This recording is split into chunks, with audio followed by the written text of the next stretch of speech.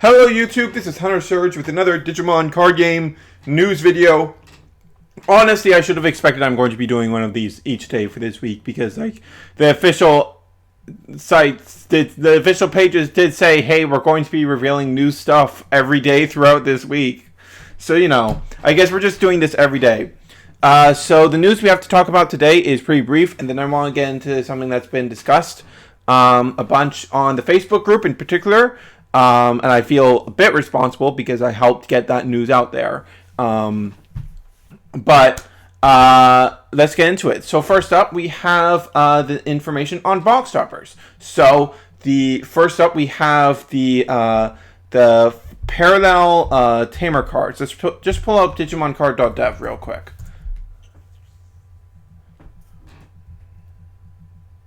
And look at what those are. So we go into New Evolution for the first set. Well, actually, mixed set. So, yeah, we're probably getting more than just those ones. Parallel.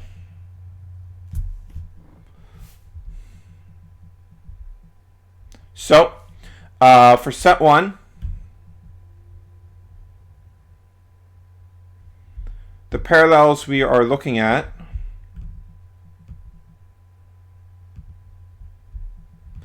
are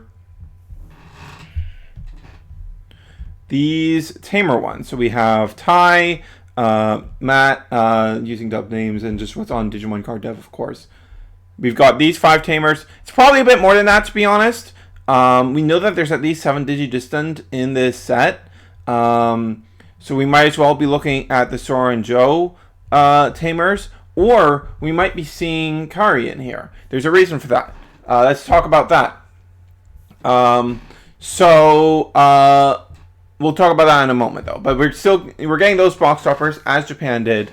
It's basically another pull of another free pull of a special foil version of a tamer, like tamers that are fairly decent. Most of these are the memory fixing tamers, and a lot of those are played. So pretty solid to be getting more copies of those as a special price for getting a box, and they're special foil versions, so it's cool. Then we have this special box promotion pack, which has all the magazine promos that I talked about previously. So let's pull up. Let's pull up that promo thing right here.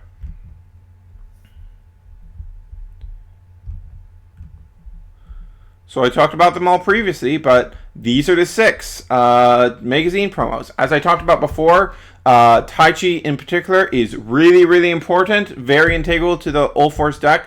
A number of these other, like honestly, all these other ones are fairly decent and have a decent amount of usage, but Taichi is absolutely the most important one to get.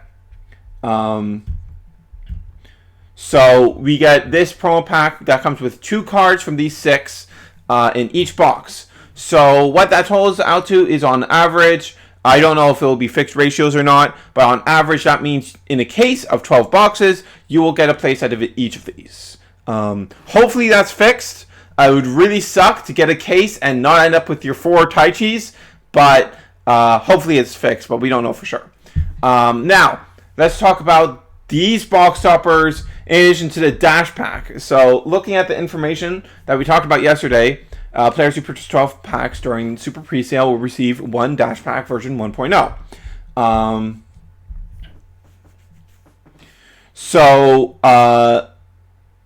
So that's not this. This is not that. That comes 2 to a box, and on the box here we can see very clearly box promotion. Each box contains 1 alternative art card and 1 promo pack. 1 promo pack, not 2. Not 2. So that's clearly not talking about the dash packs, and this is just clearly not the dash pack. Like, beyond just the fact that it doesn't say dash pack on it, and that's how it was clearly referred to in the information that was sent to LGSs.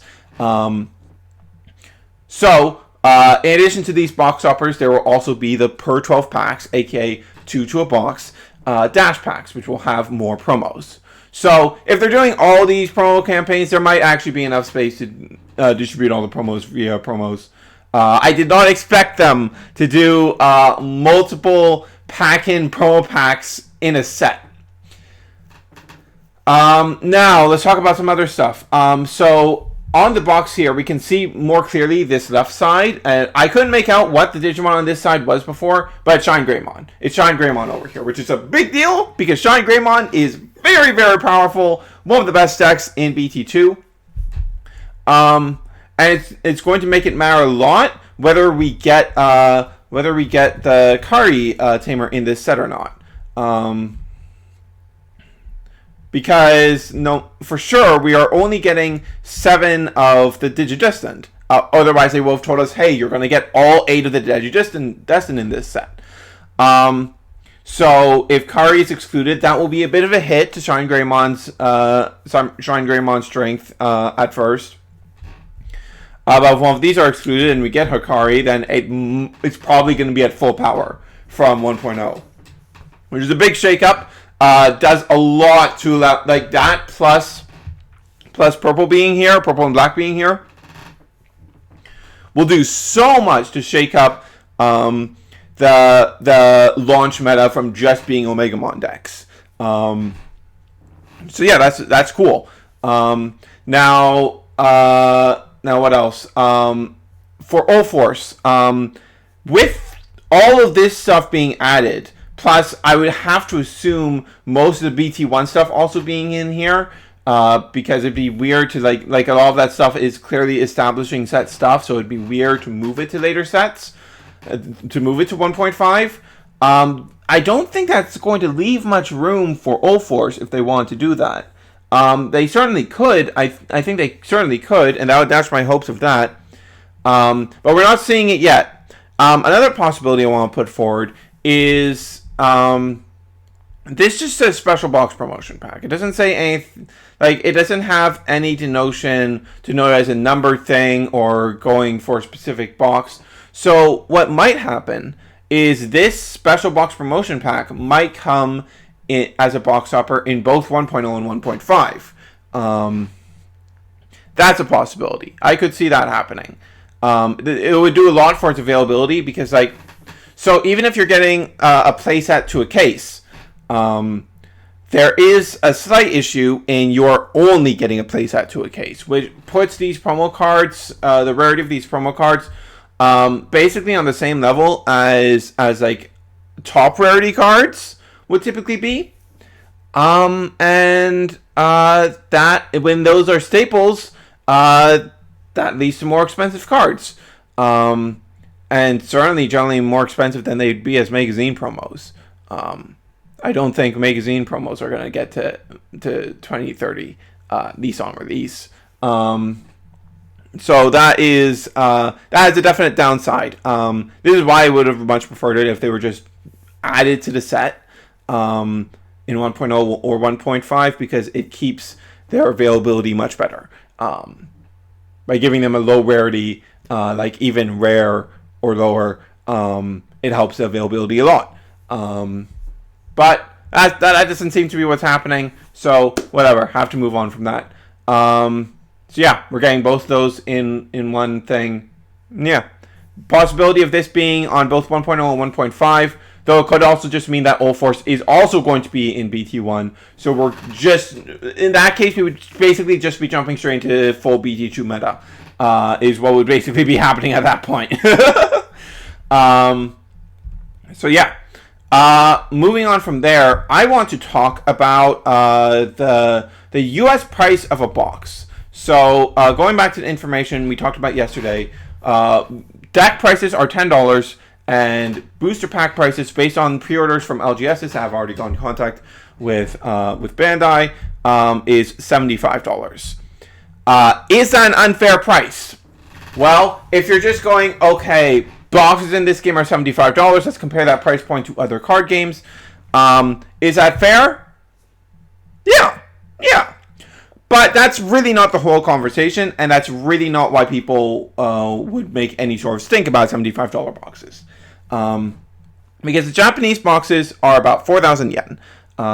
Converts approximately to $40 USD.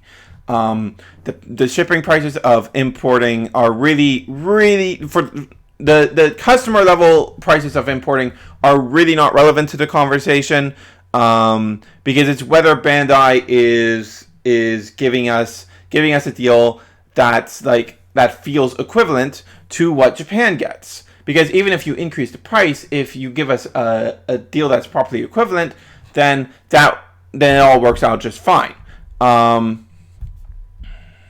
So we are of course getting more cards per pack in the English version. We are getting 12 cards to a pack versus the 6 cards in a pack that Japan gets. But that doesn't really mean much on its own. Because for all we know, that's just a bunch of extra common junk, which is not worth a doubling of the price. That does not actually give us more value. And if our pull rates are the same as Japan, that's not going to be great. Not only is it going to make boxes and cases not a great deal, that'll mean people who get cases will definitely not be getting their playsets, because we have increased amounts of super rares and secret rares in this set, and you don't even get a playset of the secret rares in a case anyways. So you won't even get that. And that will then lead into the prices for all the singles. The secondary market will be higher, and that'll make the game hard to get into for new players, and just overall it would be a very big net negative. It's really not about whether people are willing to support the game. Like, people clearly want to play the game and support the game, but people who are taking issue with this, people who are concerned about this, there's very good reason to be concerned about it. And frankly, I can't blame anyone for not wanting to support a company that would potentially be ripping them off. Now, with that said, we don't know yet. We simply do not know if the pull rates are getting boosted or not. I'll be honest, I fully expect the pull rates are going to get boosted significantly. Especially now that we know the starter deck price. So for the starter decks, of course, we get $10, we pay $10, and we get an extra pack. So taking out the pack, that makes the starter deck $6 value, which is only $1 more than the $5 value of $5 that Japan is paying for their starter decks. So the value there is about approximate. So it wouldn't make sense to me for Bandai to keep that value approximately the same between Japan and English, and then go with the booster packs and make us pay double for the same thing. That doesn't make any sense to me. I don't think that's going to happen. I do not think that's going to happen at all. I think, I've talked to some people who play Dragon Ball card game, since, of course, that's also by Bandai. It's an English game, and it has the same amount of cards to a pack as we're getting in the English version of Digimon. Same amount of booster packs to a box. The dash packs come from there, and we're getting a fairly similar amount of the rarities. The rarities line up, basically. We have common, they have common. We have uncommon, they have uncommon.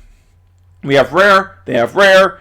We have super rare, they have super rare. We have secret rare, they have secret rare. And then it's not listed here, but we also have the parallels, and that is their special rares. Now, in several of these cases, likely due to the merge sets, of course, we're looking at more of each rarity. But if you look at the box pull rates for Dragon Ball Super out of the most recent sets, from the brief amount of research I've done and talking to people in the Digimon Discord, the Digimon card game Discord, the pull rates seem to be about right now about 6 SRs and 2 special/secret. Which would be perfect. That's actually exactly what I think we should be aiming for, at least. 6 SRs versus the 3 to 4 that you get in a Japanese box, and 2 alternate art/secret rares versus the 1 that Japan gets. That would be literally perfect. Absolute ideal. I would also want the packs to have 2 rares in them each. I would want 2 rares 2 uncommon, like 2 rares, 3 uncommons, 5 commons, with one of the rares being potentially replaced with a higher rarity. I know that Dragon Ball Super only does 1 rare pack, but Dragon Ball Super also has holofoil versions of all the common and rare cards, and one of the slots in the pack from the research I did goes to that. So you can basically keep the same pack structure. You just replace the holo slot with another rare slot, and that works perfectly. So yeah, that's what I think is going to happen. But don't decry people for taking issue with that price, because there is reason to be concerned with it. There is good reason to take some sort of issue with that, and like hopefully they will do this, but we don't know yet. The instant Bandai tells us one way or another what the pull rates are going to be like, or when November comes around and people just open boxes and we find out. All these will be put to rest, and hopefully they'll be put to rest in a positive way. But yeah, that's all for today. I guess I'll be back here again tomorrow with whatever news the Twitter and Facebook drops on us tomorrow. And with that said, this is Hunter Surge signing off.